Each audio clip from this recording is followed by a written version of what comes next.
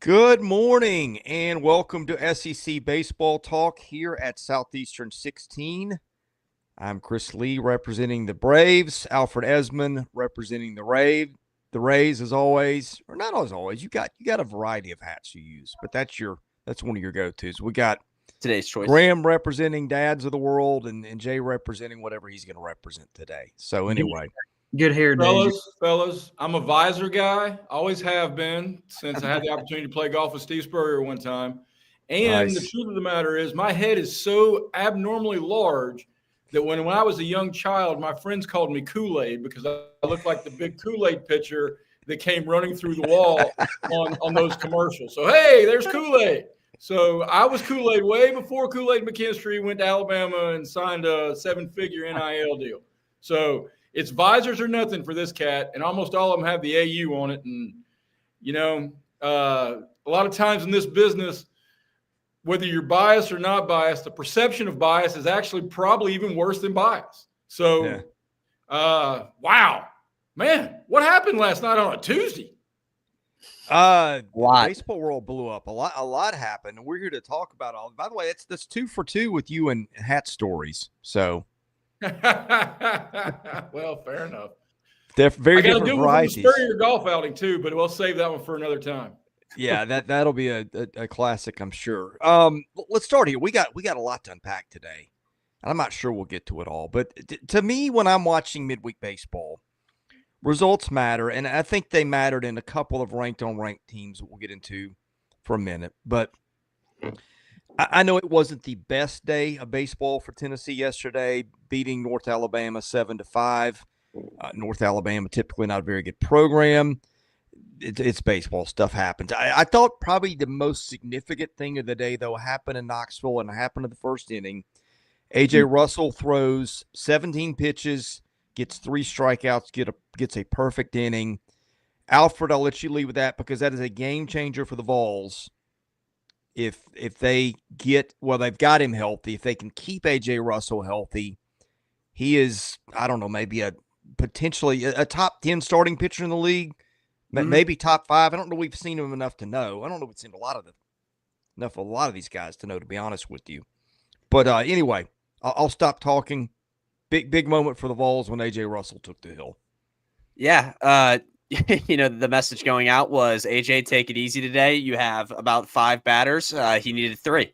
That's all he needed. And it was a good 3 at bats he had. And he'll get back up to speed eventually. But the crazy part about all this is we talked about him being the ace once he comes back midway through the season. Here we are in February. He's back, and Liam Doyle is looking like that ace, and A.J. Russell is just the side piece that Tennessee will have, who can also play that kind of ace role as well. So, I mean, this pitching staff, with all the new looks it got after losing guys like Drew Beam and Xander Sechrist, here we are, and it's just replenished, just kind of like how this lineup looks. And yeah, it wasn't the best day at all for Tennessee, honestly. I mean, the bullpen kind of broke down late in that game and let North Alabama get back in it, but they held on to win. You had Ryan Combs come in and strike out 3 batters to kind of shut the game down. But the real story was just A.J. Russell getting back out there and pitching again. And I mean, 3 at bats, 3 strikeouts. So pretty cut and dry stuff. Frank Anderson, I'm sure, loves to see. And a good win for the Vols. They remain undefeated. I think they are one of 13 teams around the country that are still undefeated. That number could be a little off. It's something right there. But once again, great outing from the pitching staff, minus some bullpen issues, and you'll take it. That was the big story for this team today. Yeah. Well, I think something that, and I think it's a debatable point that you made, Chris, about results matter. I don't know, especially this early, if results do matter. But I will say this: they mattered to Tony V. We had a stat in the Times Free Press this morning coming off the game last night. Tennessee's 40-3 in non-conference games since the start of last year. That's staggering, man. Yeah. That's going out there and handling your business every time you line it up. And that's not all just midweek cupcakes. But I think to your point, Alfred, not only Russell, but Coons and Lloyd making their first appearances of the season. Mm-hmm. We know how good Tennessee's bats are. And sweet buckets of Babe Ruth. did Levi Clark make all four of us look smart yesterday? But you get three quality arms that you can mix and mingle, because we all know A.J. Russell's a weekend dude, but you start adding all these guys, if they get healthy, I don't know if there's a better team in the country. You think so? I do think so. I think it's very fair to say if that's the case. I mean, it's definitely fair, especially with the way that A&M has looked, and I'm sure we'll dive into A&M here in a minute. But, yeah, for Tennessee, obviously the takeaway, A.J. Russell, definitely want to dip the toes in the swimming pool, don't want to do a cannonball in the deep end right off the bat. So he looked really good. Already touched he was up to 97. I mean, just mowed through everybody. So that's the story. And if he's healthy and you get him and Liam Doyle, that's quite the duo. Alfred, what are they doing with Nate Snead? Because last year he was the jumbo relief guy. This year they were supposed to – I thought they were going to put him in the rotation to start the year. I don't think they did. I could be misremembering. And now they got Russell back. I would presume they will ease Russell into this, maybe a few midweek starts till they get to the SEC. I'm just curious. I mean, that's a nice little guy to have in reserve too. Right. Yeah, it is. Well, and with Nate Snead, I mean, he's made 2 appearances this year, and they've been, jumbo relief kind of outings. I mean, 3 innings against Hofstra and then 4 1/3 against Samford. And I guess they're going to stick. You don't really have to force him into another new role now that A.J. Russell's back at all. And that really just helps him. And I'm sure Frank Anderson wants to keep that continuity there with what Snead was doing last year. So, yeah, I'd expect kind of similar things to last year with him. Yeah, and see, I think I'd just keep him there. I think that's one of the most valuable things you can have in baseball is just that guy who can use to close the ninth. You can use him to bring him in the fifth and get you through the ninth. I mean, whatever they needed last year, he could do. And there's a little more uncertainty on this pitching staff yesterday. I think that Dylan Loy, who I think is a good pitcher, made his debut yesterday. I think Tegan Coons, was that his first outing? Of the season, yes, sir. Yeah, okay. So that's 2 more guys. And you look at, I mean, they threw, 10 guys? And a lot of these guys are JUCO transfers. And, look, they know how to develop arms. And I trust Frank Anderson with that. But here's the deal. You just don't know till you know. And there's a lot of unknowns with this staff. I think having Snead in that spot feels like the right use for him. Now, I tell you what, I'm a little – they've talked about using Combs as their closer. That's a big ask your first year in the SEC. His JUCO numbers, I don't think were outstanding. And again, and this is why I don't get so hung up on results early in the year. You're trying this here and you're trying this there.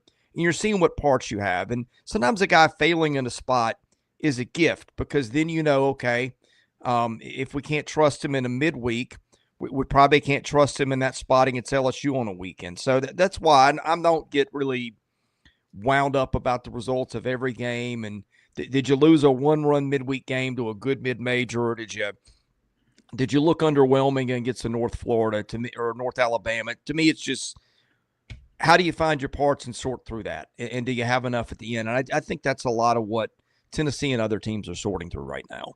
Well, and to your point, Chris, and we talked a little bit about this yesterday, Tony V has been very forthright about how many potential bats he may or may not try to use throughout the season. I mean, I don't know if anybody's mixing and mingling considering the questionable health of the pitching staff and a team with 14 guys who could be starters when the conference season starts in the lineup. So, I mean, you want to talk about a guy who's throwing darts at a board right now, trying to see what sticks and see what really kind of works, Graham. I think it's Tony V because they've got a wealth of talent that even Bruce Pearl's looking up and going, damn, they're deep. Yeah. It's a good problem to have for sure. And it's rare nowadays too. I mean, we touched on it yesterday. I don't care what the sport is. And we saw it in the SEC football wise this past season. The days of just stacking 2 to 3 deep at a certain position and holding on to everybody and everybody being happy, those days in the rearview mirror. Well, it's about to get a lot harder when we cut rosters from 40 to 34 next year too. So maybe I'm wondering if you're seeing some coaches keep that in mind a little bit. All right, we're going to have to try to, and it's not just cutting down, but it's keeping those guys at the end of the roster when the transfer market's going to start thinning out a little bit, when these class of 2018, 19, 20 kids are coming through. Then you have to lean on the freshmen that you would have had develop. I'm very curious if you could read the mind of SEC coaches, like where that plays into. But Graham, I want to throw it to you. Let's talk about the Magnolia State. Ole Miss got a big win yesterday. Mississippi State did not, although it was a close game, both against ranked teams. Let's talk about baseball in the Magnolia State, please. I'll touch on Mississippi State first. So they started one of their big gets out of the portal, the Jacob Pruitt kid, the transfer out of Indiana State. So he gets to start, and he actually did a really good job despite the outcome. 4 innings, he struck out 9, didn't walk a batter. So he certainly did his part, 60 pitches, 41 strikes. The difference in this game, though, Troy made the most of their opportunities. They got the timely hits. Mississippi State certainly did not. Troy hit 3 home runs in the game. And listen to this, Mississippi State, they scored 5 runs on 13 hits. That's kind of hard to do, and that just kind of tells you the story of what they did. They went 1 for 4 with the bases loaded. They left 14 runners on base. That's just the story of this game. Now, some of their new additions, Noah Sullivan, I saw Alfred, didn't you touch on him on social media? He's been good. So yeah, he had a big night. He had a double and a home run last night. He leads them in hitting this season. Bryce Chance, another big day at the plate. Those have been their top 2 guys, and it seems like certainly offensively State, they're trying to find an answer with the rest of the lineup behind those 2. Other guys have flashed here and there, but they haven't really had anybody consistent yet behind those 2. But Noah Sullivan, the USC upstate transfer, certainly off to a really, really good start for Mississippi State. And again, they played Southern Miss, who's ranked in the top 25.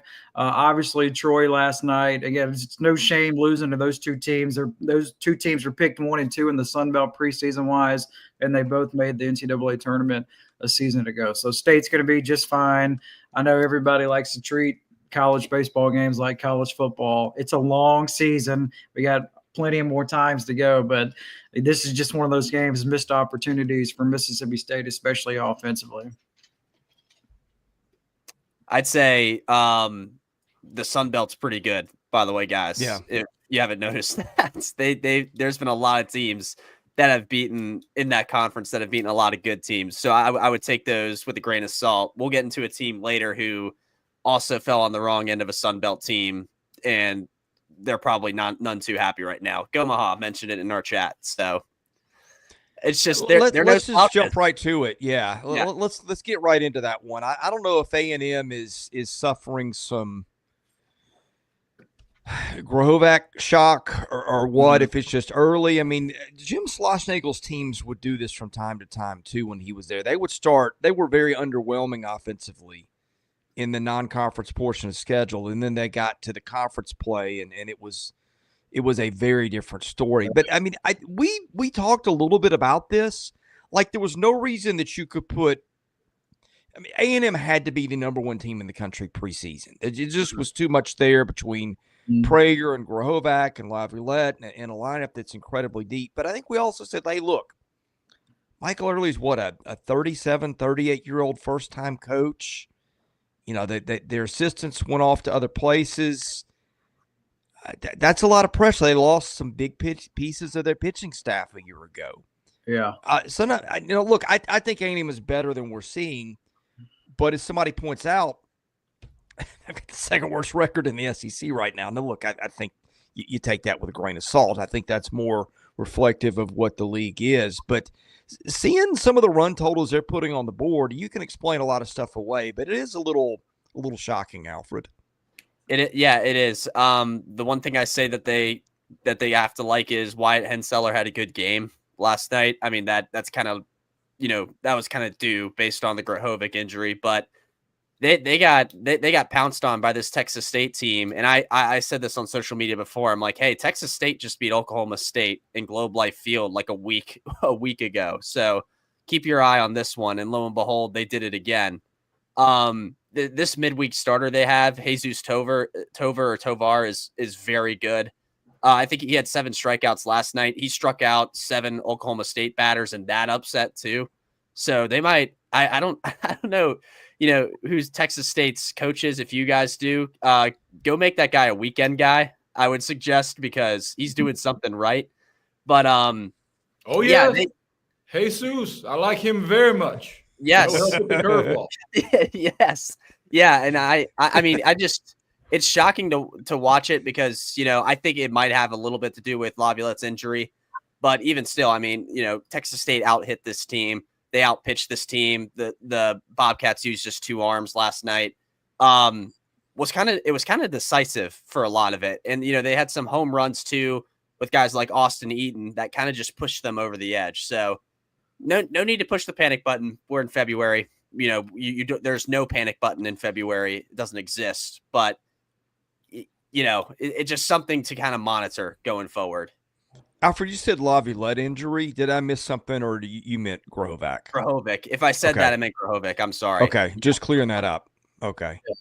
So I watched a good piece of this game, mostly just because I wanted to see, kind of like what Chris was saying, what are the vibes going to be like? First, the ballpark was packed on a Tuesday night, and just A&M was never really in it. I know they took the lead after the first inning, but then Texas State just kind of grabbed the lead right back, and it was never really close from then. And I mean, they didn't really compete. They weren't really in it. And then Alfred, you said it, Texas State only used the 2 pitchers, and the long reliever they used, like that guy, he was talking to himself, like he was in the zone, and he was unbelievable last night for Texas State. And then Chris, you brought this up too. What does A&M? What's the bullpen look like? That's kind of the big question mark area. Yeah. They used 9 different pitchers last night, and just kind of all over the map with success right there. So again, long way to go, but there's a ton of question marks right now for Texas A&M. Yeah. They got time to try to sort it out. I think you mentioned the packed ballpark last night. I think this is a really good time for them to go on the road and play Arizona and Houston, and get away from the injury and the hangover and the lingering we're better than this questions of what's going on, because those questions can take on a life of their own. I mean, I'm a guy that's responsible for asking those questions to people who give you that look, like Nick Saban used to before he'd slam his Diet Coke bottle on the DS, and you go, okay, well, I still have to ask it, but I let them get on the road, let them kind of reconnect. I mean, I think all your points are completely fair. The injury is going to have a lingering doubt, if it is maybe too strong a word, but they've got to figure out now who they are with who they are. And a first-year coach, I mean, it's really a dominoes. They're unbelievably talented, but it's been a domino effect of negativity that I don't know who could. I mean, 5-2 may be the best they could do, all things considered, what they're facing. Mm-hmm. Well, here's the other thing they're going to have to deal with this, and Tennessee is going to have to deal with it also. Although I think they're different situations, and I'll tell you why in just a minute. They're going to be a lot of people's or everybody's Super Bowl. I mean, that team last year, you give them Braden Montgomery for the whole College World Series, that outcome might look a little different. They're preseason number 1. They're getting circled on everybody's schedule. And I said I was going to mention Tennessee, too. Tennessee is going to be a lot of teams, just about everybody's Super Bowl, too. But the difference is those A&M guys, they're the same guys for the most part we saw last year. Yeah. Tennessee's are just, different dudes wearing the uniform. Now, there's some guys back, and, but that's going to be the big difference. And I think, it's one thing to be the guys that felt that a year ago. It's another thing to be Tennessee and, okay, we're wearing the uniform. We're going to be the target of everybody, but we're new to this because we weren't part of it last year. So that's probably not helping. Quickly, you are 100% right, because not only the Super Bowl in this league, which is unbelievably dynamic and rightly dominate the rankings, but you don't think it's the Super Bowl for Texas State? Yeah, absolutely.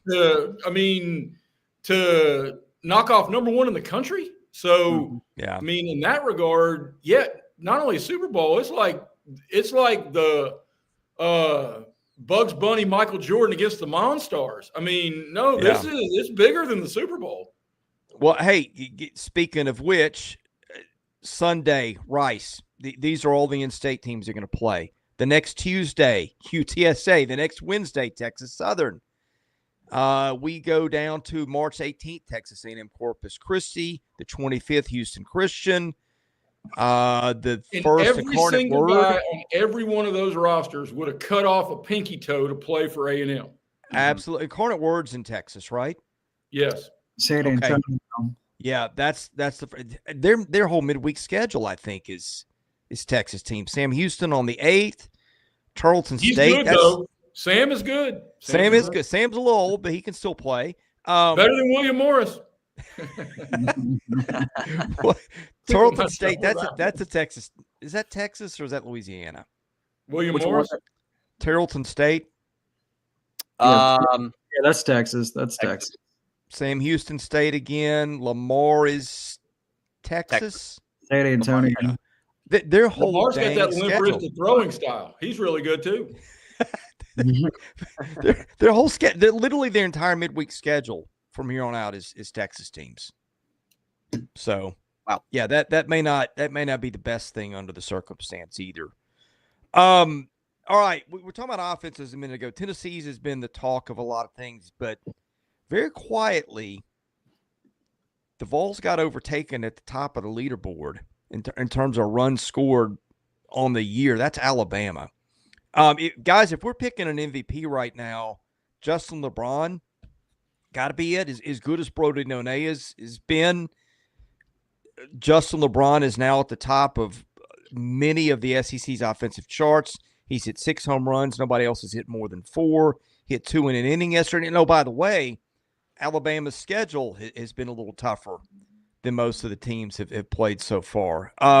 Who had eyes on Alabama yesterday? Because they are putting up runs at a staggering pace with the lineup that we just weren't sure about because of all the new faces. But, boy, it is working out for Rob Vaughn so far. How many home runs in the game for Alabama yesterday, guys? Do you know the answer? 7. Yeah. Gosh. 7 home runs yesterday. It was a derby. LeBron had 2. Brady Neal had 1. Will Hodo had 1. Williamson had 1. Bryce Fowler had 1. One other guy had 1. Let me look. Cameron. Is it Cameron? Let me see. I just had his name here. Coleman. I'm sorry. Coleman Mizzle had 1 as well. Yeah, he had 1. It was contagious. It was a little contagious in that final game against Ohio State where they came back in Jacksonville, and it continued into yesterday. And the pitching wasn't necessarily pretty for them, but it quite honestly didn't need to be. I mean, JT Blackwood got the start and he got the win with, 5 earned runs like that. So, it didn't really need to be that pretty for Alabama. The offense plays like that. They could do very well in the SEC. And I'm right with you, Chris. I mean, MVP today, probably Justin LeBron. It definitely all SEC first team. If we were making a team right now, he's been unreal. And we were talking before we got on the show, 2026 MLB draft, looking at the college prospects, it's like him, Grahovac once he gets back up and healthy, and then Drew Burris at Georgia Tech are like the 3 main guys I think people will keep an eye on, at least position wise. Obviously some pitchers can get thrown into the mix, but yeah, I mean, he's been impressive, and it's kind of flooded down into the rest of this lineup with guys like Will Hodo hitting the long ball well. Bryce Fowler, too. He's been hitting really well this year. Just ultra impressed with Rob Vaughn's offense so far.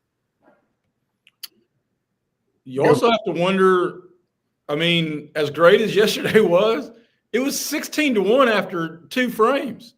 So, yeah. I mean, you're throwing the parachute out at that point.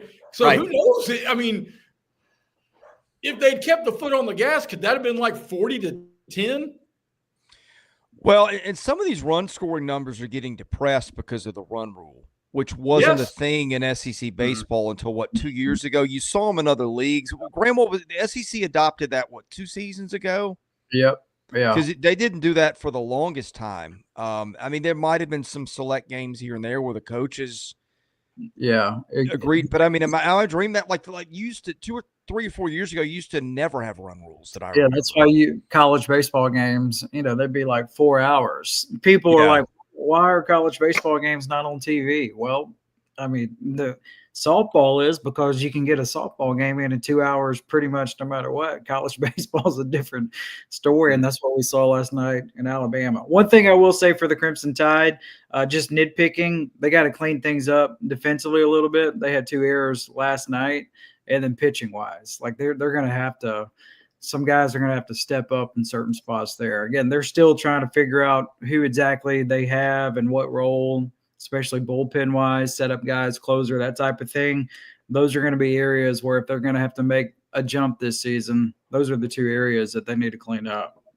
And by the way, I'll correct myself. I said their schedule been tougher than most. That's probably overdoing it a little bit. They did play this weekend Coastal Carolina, NC State, and Ohio State. The rest of the schedule's been kind of ordinary, and I'm not sure how good Ohio State is, but in any case, hats off to Alabama for putting up some absolute fireworks with a mostly new lineup so far. Speaking of runs, Kentucky says hold my beer. I watched a little bit of that game yesterday early. Kentucky got 24 runs in run ruling an Evansville team that's not the Evansville team of a year ago. When I got to see the first couple innings, it looked a lot like what we saw out of Kentucky last year, scoring runs different ways. We called out Cole Hage as a guy who we thought would be a potential All-SEC guy. I think we put him on our second team preseason. He's balling out for them right now, the Columbia transfer. Did any of you guys get to watch the Cats much yesterday? I had to go to see something else, and that limited my viewing. But frankly, after a 7-run start in the first inning, there wasn't much to watch of interest other than how big will these fireworks get? Right. Most runs in the Nick Mingione era in one game. So congrats to Kentucky for that. It's the best game you've had with him there as the coach. You've gotten good performances recently out of Tyler Bell and Devin Burks too. Those 2 guys had great games yesterday as well. Just looking at, there's a lot of doubles, looking at this box score. Hage homered, I saw. Kuntz homered for them too. That's pretty good. That's a pretty good contribution when you get stuff out of him. But that's what stood out to me about them. The 2 guys that have are Tyler Bell and Devin Burks, because I saw they had good weekends last weekend, and that's continued into this midweek. Yeah, well, this is what we wanted to see from Kentucky, right? I mean, they just didn't get a lot of action early compared to everybody else in the league. And when they did play, it just didn't look, I guess, pleasing to the eye offensively to Kentucky fans. And they just had their breakout party yesterday. Now, I know Evansville's different. Like Chris said, this isn't an Evansville team that's going to go into Knoxville and beat, Tennessee in the super regionals anymore. But Kentucky, this is big for them, just a confidence booster heading into this weekend. Most runs they've scored in a game in over a decade. So the last time they scored this many was in 2014. I also think one of the things, traits are more important to me than results in these type of things. And Graham, you mentioned something earlier about how Texas A&M struggled, Mississippi State struggled with their opportunities. This is a team that scored 24 runs on just 17 hits. So, I mean, you referenced a lot of doubles, Alfred, but if you're banging the ball around and taking bases, I mean, that stuff's contagious and it rolls downhill. So, I mean, more than just thumping a 1-6 Evansville team, the tempo and the style of this Kentucky lineup, these are games you can build on. You're going to hear me bring this up again with them. I do think that zigging where everybody else is zagging, like the game now resembles more slow pitch softball, right? With the constant bombs, and you need that to win. And Kentucky had some of that last year with Waldschmidt and maybe I want to say McCoy maybe hit double-digit homers. I don't remember. I know Waldschmidt was their big power guy, made himself into a first rounder. But like when you're sitting there in practice and everything's leaving the yard, those are ground balls that aren't hit to the shortstop or the third baseman. That's times your catcher doesn't have to defend a guy on first trying to steal second. Your pitcher doesn't have to work on pickoff moves. I think that especially when you get to a bigger ballpark in Omaha, Kentucky got there last year, didn't help them tremendously because I think they ran up against a little bit of a talent differential there that they just couldn't overcome. But when you do things that teams don't see as much, I think stylistically that can give you a little bit of an edge in some spots and maybe help you beat some teams. They're going to beat some teams in series this year that nobody sees coming because when you play Kentucky, you have to defend stuff that you don't have to defend against other teams. And by the way, you've seen other coaches catch on to that. There are at least a couple of coaches we talked to, or Kevin O'Sullivan said, hey, look, we're going to have to run a little bit more this year, and they are. And it was another coach that said that too, might have said it to us. I've forgotten now. But point is that style is a little bit more difficult to defend when the game has changed, and you don't even see it in your own inter-squad scrimmages as much anymore. What's that West Coast baseball style, right? I mean, that's if you go out west, that's just what everybody small ball, stolen bases, double singles. You don't see a lot of home runs at all. Then you get in the SEC and the ACC, and it's similar style on what you see in Major League Baseball, where the average for everybody is like 250, and then everybody just hits a whole bunch of home runs. So you are right. When you go to that ballpark in Omaha, like when you walk in there, it is enormous. And the ball doesn't carry there, especially if the wind is blowing in. So that can be a benefit to a team that plays that style that gets to Omaha just because it is so different and not everybody sees it. Well, and for context, too, I live in the Nashville area. Kentucky played its first two series here. It was cold, damp, and miserable the 2 weekends that Kentucky was in Nashville, and that is not a good recipe for offensive baseball. All right, we still got a lot of games and topics we haven't touched. I don't really care who goes next. Just somebody grab one here. How about we go back to home run hitting since we were just harping on not home run hitting? Sure. One team that did that impressed me a lot. South Carolina had 5 in their win last night against Gardner-Webb. The hitting there was also contagious. Jace Woda, again, guys, he had another great midweek game. He just might be a midweek demon. 2 home runs from him last night. Nathan Hall had a moonshot of a home run last night against that team. And this is good to see again, because like I said on Sunday, the Gamecocks, they were kind of winning these games, 5-2, 5-3 against these mid-majors. They broke it open on Sunday, and they left nothing to be desired, on last night against Gardner-Webb. They had another big-time win. Really impressed that, the power hitting starting to pick it up there. The 2 Clemson transfers have been enormous for them. Nolan Araki and Nathan Hall. They both have been excellent. I haven't heard anything yet or watched anything with Paul Maneri talking about those 2 guys, but I'm sure if someone were to ask, he would say similar things, because I saw they were both batting well above 300.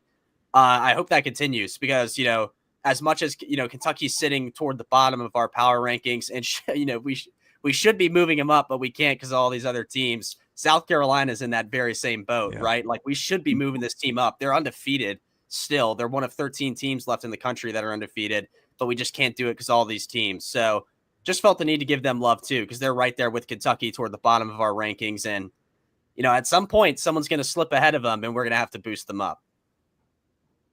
Well, I'm sure that's where Paul Marineri, likes it, being under the radar a little bit in his first season. And, I mean, you can tell he's just implementing his style and his system. And, again, he brought Monty back. Monty, South Carolina guy, has been in that state forever. Was at Clemson, which I'm sure he has the connections with those Clemson transfers that you touched on. And then his pitching coach, Rooney's back. So it's just all starting to gel and come together for South Carolina. They certainly have talent for sure. And if they're better than what everybody's anticipating, I mean, that's just going to make this league even more brutal. A little bit of a depth watch too. Max Coffer got his first start last night, and he homered. He had one of the home runs in the game. So was a guy at A&M that couldn't get off the bench because of what they had a year ago. There you go. Right. All right. I think if we're bouncing around the league with a loaded slate last night, I mean, we talk about games where there's a whole bunch of offense and a whole bunch of runs scored, especially with everybody worried about launch angle and exit velo and all the other buzzwords that make me want to long for the days of watching Tony Gwynn hit a single into left center field and do whatever else. But Texas used 4 pitchers and threw a 2-hitter and only had 4 strikeouts. I mean, that's a whole lot of guys playing the game in an old school way where you pitch to contact, you play defense behind them. I mean, and I don't even care if you're doing that in inter squad scrimmage. That's really efficient. Yeah, and they got Connor McCrary out there, a guy that Schlossnagle had talked up a lot too to close it. They threw Grubbs in middle relief, who was a regular starter for them a year ago. Jason Flores, a talented kid, started and got the win. Yeah, I wish we'd see more of that, Jay. I kind of miss that kind of baseball, and I don't think it needs to go back to where it was in 2014 and 15, where you couldn't get the ball out of the yard for anything. But yeah, that was a little bit of a throwback of a game yesterday. Do we like Max Grubbs in relief? Is that the role? I mean, I just like him. If I was a Texas fan, I just like having him on the mound. I mean, I don't care if it's the first 3 innings or the last 3 innings. I mean, you pick and choose. Let's make certain he's ready to throw. Because, I mean, Graham, you know this better than any of us. You've played baseball at a higher level than all of us. But saying electric stuff these days is redundant. I mean, that's like, everybody's got electric stuff. You're not going to see anybody throwing what Maddox and Glavine and those guys did. You can't get away with throwing 89 to 91 these days. Well, that's what makes Greg Maddox so special. Speaking of that, by the way, did y'all see the kid in Portland threw a perfect game? Yes. Under 90 pitches threw a perfect game. Wow. That's a lost art. But I mean, you are right, and I'll be curious to see. Just different coaches obviously have different philosophies with how they want to use the bullpen. So is this kind of going to be the identity for Texas and how they want to use guys? But I'm with Jay. I want Grubbs on the mound. I don't care what it is. 5 innings in 1 start or multiple times throughout the course of a weekend. Like, he's too good. You got to get him up on the mound. Yeah, but back to the question. I think I kind of trust Max Wiener on that. Mm-hmm. Yeah, he's got a track record of managing pitchers. I'm not there. I'll take his word for it. All right, I'm going to call us out here, and I'll take the rap. Poor programming on my part, guys. We are 37 and a half minutes into this. We have not talked about what happened between Florida and Stetson yesterday. Oh. Who wants to start? I can. Yeah, I mean, if people didn't catch it, explain the situation that got everybody's attention. Yes. So the game was close, very close. Stetson has like an infield ground ball to tie it, right? And it was to tie the game back up. I think it was to tie it back up. So at 2-2, the play gets reviewed, and it's ruled that the runner did not step on the safety base, because I'm sure everyone who's watched college baseball this year knows now. 2 bases at first, 1 for the runner, 1 for the player playing the base on defense. He stepped the angle I saw, and I'm sure for everyone else, please comment what you think. He kind of stepped on the middle of the 2 bags, so it was kind of like indecisive, but they overturned it. It was close though. It was right. It was inconclusive, I think. That's what I say. I thought it was inconclusive, and the game went under protest. Stetson put it under protest. Still is under protest. Florida ends up winning it. And if you're Florida, I guess, you'll take that. I mean, Stetson's a really tough mid-major. They have a lot of pitching they throw out every year that's really half decent for what a mid-major school could do. But yeah, I mean, that's costly. Like, for Stetson, you're leading that game for a while until Blake Sear homers and ties it back up, or takes the lead, and then you have a chance to tie it back up, and a kind of call changes the whole thing. So I don't know what's going to happen. I'm not as well educated about how the NCAA goes about that after the fact with a game. If you guys want to get into that, but yeah, it's just a wild, crazy night. My reaction is I'm amazed that it's taken 2.5 weeks for this to be a thing.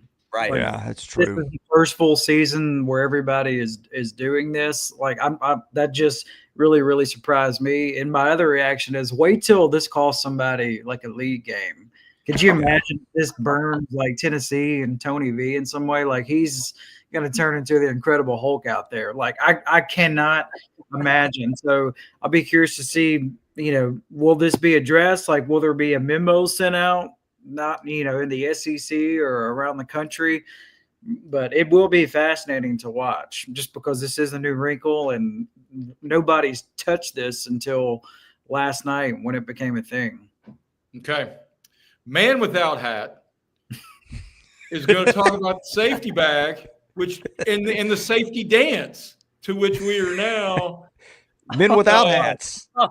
Yes, thank you. It took me a while to get there, but did you plan that? You get well, it kind of came to me. I mean, the Stetson are the Hatters after all. Appreciate the game. You piecing it all together. Wow, I am. I'm just it's weaving. Genius level I took stuff. basket weaving at Auburn. It worked out. But all right, first, with a yay or nay, do we like the rule in general? Yay or nay? Yeah, Yes. I think it's good for safety. Yes. I'm with you. I'm fine with it. I'm fine with the rule. This honestly reminded me of the early days of targeting in SEC football. Yeah. So that because if we're going to change the culture, then they're going to have to be a little draconian in the enforcement of that culture so that people realize there are consequences. It's close. No, you touched it, you're out. I think we have not even tippy-toed into the one that's going to turn Tony Vitello into the Orange Hulk. If a catcher drops strike 3 and it's in foul territory, they've got to hit the non-safety bag. The runner has to hit the non-safety bag on the inside. So when that one happens, I mean, it's gonna look like a combination of alien coming out of his chest and a little bit of his hat going completely straight up like an Inside Out. And yes, that's an 80s movies reference and having kids who are still in school. So I got them all. That's right there. I mean, if you believe in the safety bag, then you have to anything that touches any other bag. And I know I hate replay to begin with, but that's a whole different kettle of fish. This has got to be about the culture change to where then we're not noticing it. I get it, and I respect 90% of that. I'm just like, and I'm not a big hockey guy, but like, in hockey, you can wave off icing under certain circumstances. Yeah. Is there a compromise in there like that? Like, because I do agree with what you're saying in changing habits and safety and all that, but like, when it's not really relevant and it's nitpicky, is that what we want either? Relevant to whom? It's relevant to Stetson yesterday. I certainly don't want umpires going into the replay booth, especially with new rules, and saying, does this one really matter? I mean, is it relevant or is this one super huge? And so we got to be a little more careful. Right. I mean, it felt rules got to be ruled. I get it. It felt like a little bit of a jerk move, though, to be honest with you, because first of all, they could have just gotten away with it by saying the replay was inconclusive, which I think is what they should have done. But like, right. I've got a son that's 11. Youth baseball, you see people do like you'll see a coach in the other dugout that we got a 75 pitch limit, and his kid's on 80, and he's like, well, my pitch count is at 75. And then he's the guy that like protests. Like we have a rule in our league where if there's a play at the plate, you're supposed to slide. And we had our season in one year because the coach in the other dugout, who was one of those guys that would throw a guy 80 pitches and say it was only 75, called us out that there wasn't even a play at the plate that was on time. Our guy beat the throw by a second and a half, but he didn't slide. And he grabs the umpire's ear and he says, hey, look, he's supposed to slide on a play at the plate. Umpire says, you're right, you're out. Our season ends on that. We're sitting over there in the stands like we didn't even know what was going on until our coach told us after the game what had happened. That felt a little bit like that to me. My whole thing was just the inclusiveness. Like, oh gosh, I'm getting tangled here. How inclusive it was. Like inconclusive. Oh my goodness, I'm sorry. Inconclusive. My thing was, there's a lot of talk about DEI these days. I had to get there. I'm sorry. My thing was how inconclusive it was. That's the thing that bothered me a little bit was, his foot was like half and half. And I'm like, I understand the call, but I don't think that there was something where you could just completely overchange this. I think it's kind of like a normal replay in that sense. But Jay, I do think, going into it with the mindset of, well, you got to set the standard, because this is the first time we're doing this. Yeah, it kind of a tricky situation, and I feel for Stetson a little bit because I'm sure we talked about Super Bowls. Beating the Florida Gators is a pretty big Super Bowl for Stetson. So, well, and the point Jay made too is like we haven't thought there's going to be situations that pop up that we didn't think through when we made the rule, like the drop third strike, and it's like remember the tuck rule. That changed the NFL playoffs back when Brady was first getting it going. I mean, I don't want us to run into a situation like that where it wasn't really a safety issue, which is what it was there for. And we use the letter of the law to overturn the outcome of a game. And Jay, I do get and respect what you're saying, and maybe you're right, but I don't feel great about it. Well, and to Graham's point, which I could not agree with more, if this had been Mississippi State at Ole Miss and it decided that game, there'd be people having kittens about it. I actually think they erred on the proper side because this is a midweek game between Stetson and Florida.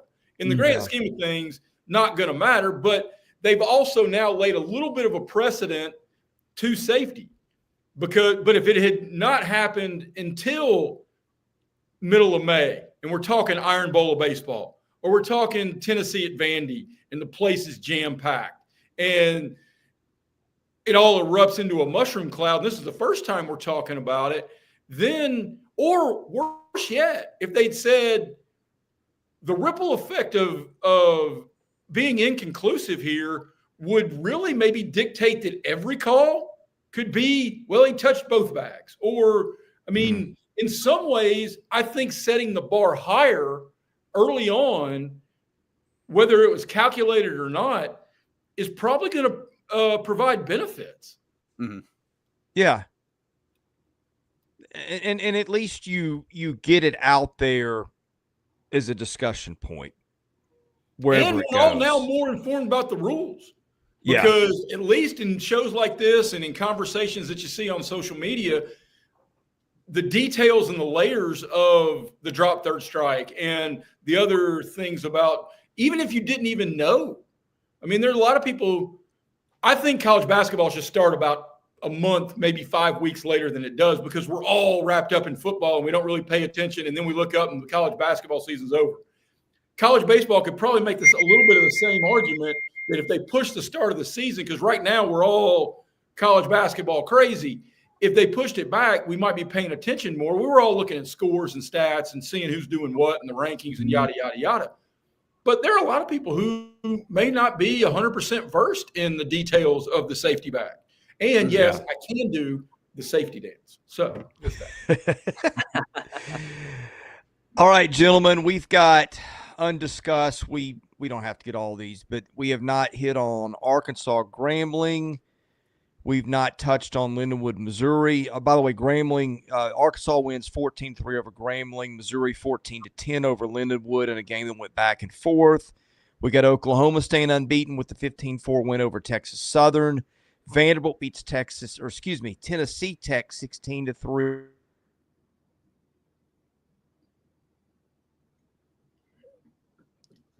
Uh-oh, did Chris freeze? I think you did. That, or he is the best actor I've ever seen. This is Chris playing the lead in the role of mannequin. So to finish up, I mean, did anything jump off the page to you guys on a lot of the games last night that turned one-sided? Although we did all bury Missouri pretty early on before they came storming back. We did, and they need their team that could use any win they get.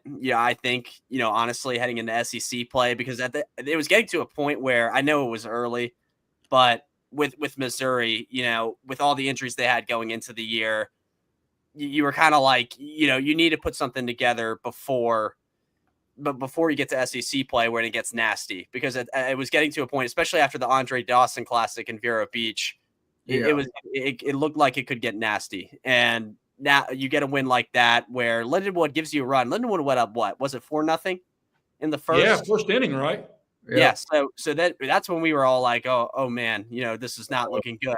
And then shout out Carrick Jackson, because he and his team really, put a stamp on, what we were saying and said, not today, and got that thing done. So super, super happy and proud for them. And then the thing that stood out to me about Arkansas, the Aloy brother, Kioe, he once again had a big game for that team, 4 for 4. I don't know, picking all SEC teams, it would be hard to leave him off right now. That's the thing that stood out to me about that game. They didn't catch as much of it, but I did see that. So really happy for him with that.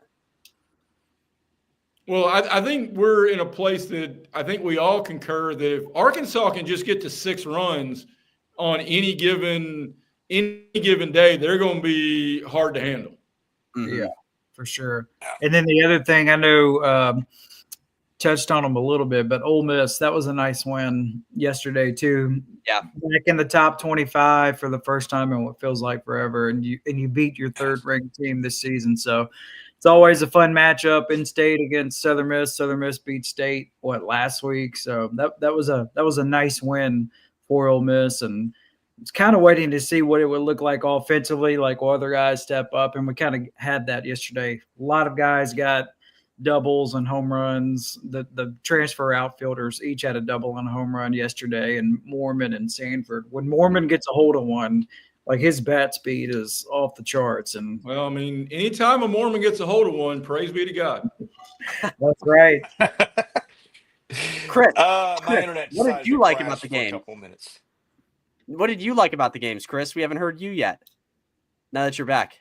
What did you guys cover while my internet crashed for like 2 or 3 minutes there? We did. How we all buried Missouri and they rallied back. How Arkansas has got an Aloy brother who is a dude, and Ole Miss. Ole Miss probably had the best win of the night. I mean, because Southern Miss is good. Yeah. So that leaves Oklahoma, Texas Southern. I didn't see any of that. I don't know if you guys did, and at least Vandy. Tennessee Tech, I can catch that one on the way out here.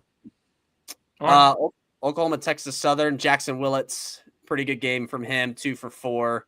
That team, once again, did he homer? He did homer. So he homered in that game.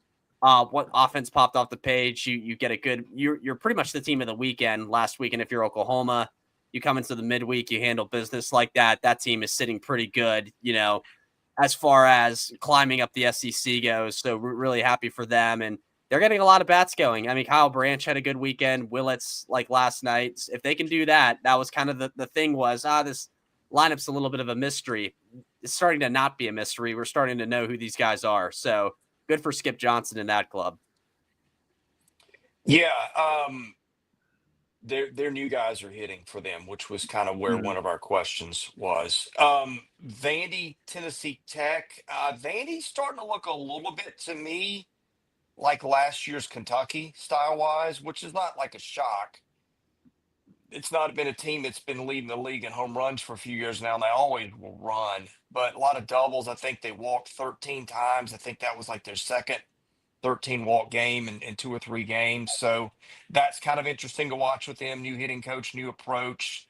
Vanderbilt's now scored double-digit runs 4 straight games, and I think 2 of those have been run rules. So that was interesting.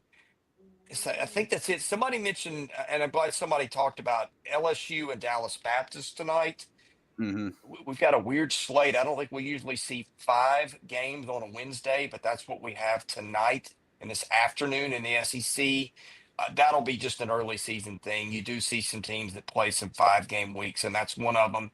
So Dallas Baptist, LSU won. The others, Georgia, Georgia State, Morehead State, Kentucky, Texas Southern at Oklahoma, North Florida at Florida. I don't know any of those are note, but DBU and LSU will be one to watch tonight.